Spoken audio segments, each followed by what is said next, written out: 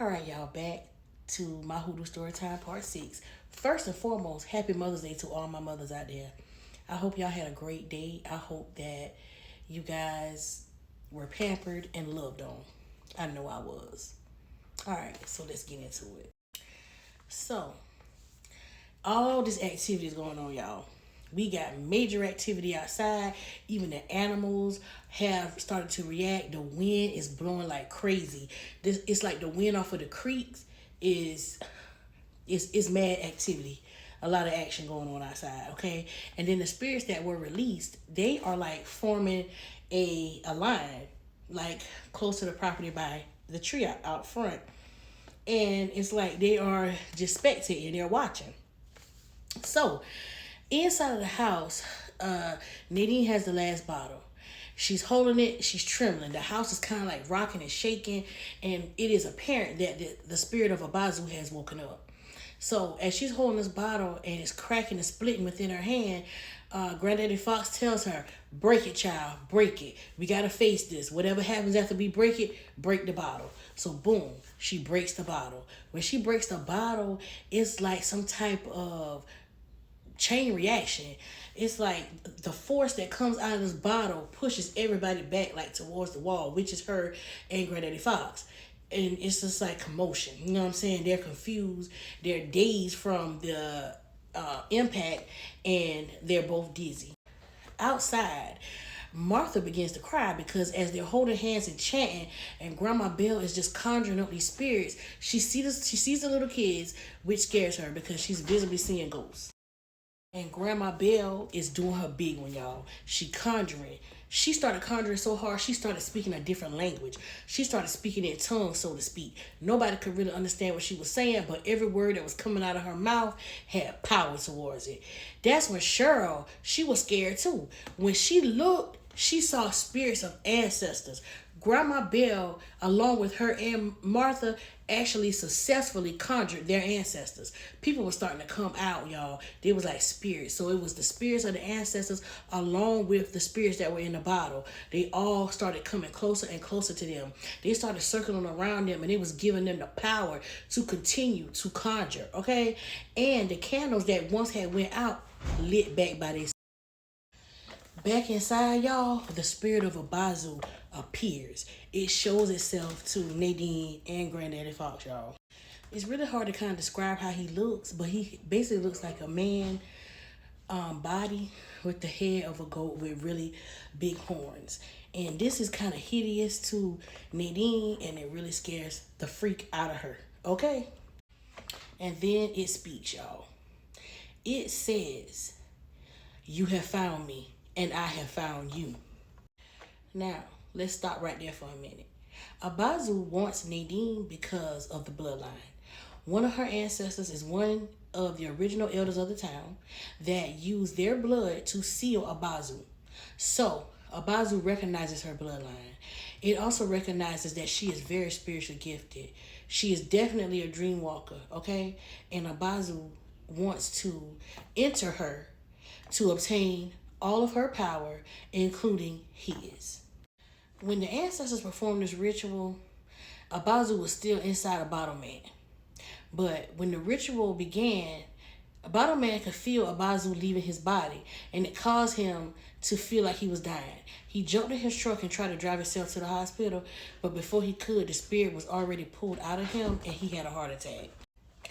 And Wet Boy was one of the last souls that was trapped inside of bottles, because after that the ancestors did the ritual which captured Abazu and kept him locked up for as long as he was. Now, one thing we also need to understand is that the full portion of Abazu was not in that bottle. Most of him was, okay? But it was still some of his spirit that was lingering around. That's how he could locate Nadine through that Ouija board. He wasn't strong enough to take souls from children anymore, but he was still around. He was lurking.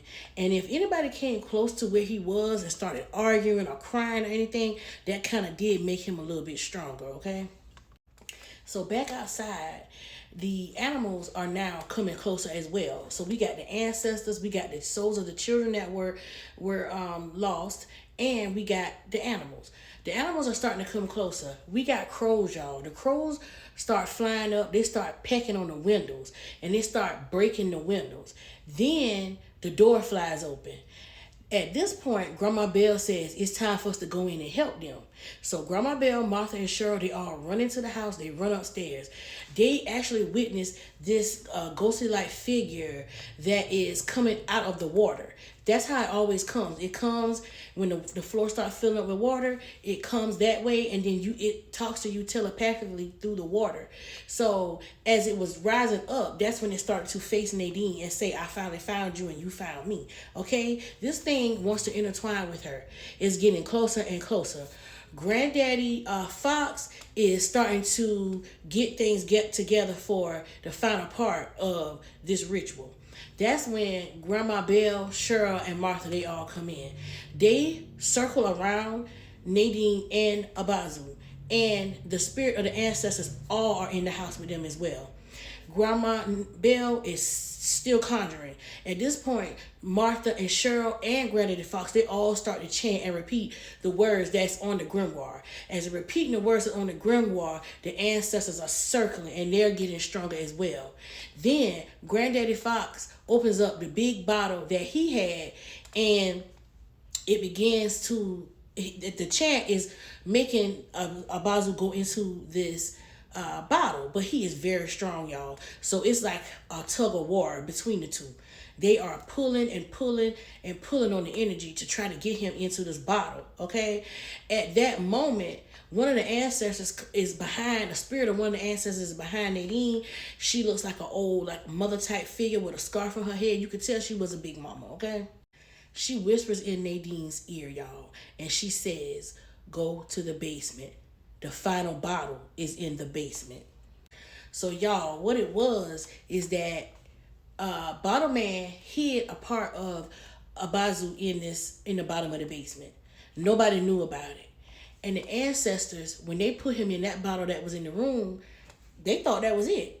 They didn't think that he was gonna come back again or there was gonna be anything left, but there was.